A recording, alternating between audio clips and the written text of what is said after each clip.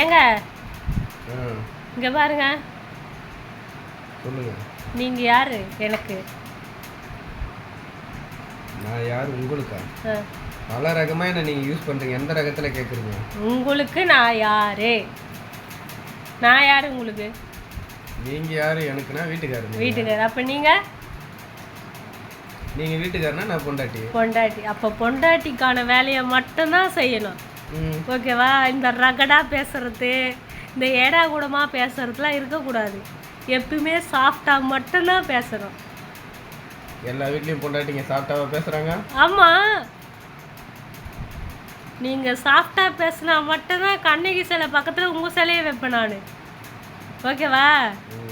அப்படி போகிறீங்களா நீங்கள்? இனிமேல் என்ன பண்ணணும்? சாஃப்டாகவே பேச. அது இனிமேல் சாஃப்டாக மட்டும்தான் உங்களை நான் பார்க்கணும். ரெக்கடாக இருக்கவே கூடாது. போங்க, இப்போ மட்டும் டெரராக இருக்க மாதிரி தான் அப்படியே சொல்லுங்க. இப்போ சொல்லு வணக்கங்க அப்படின்னு சொல்லு. வணக்கங்க.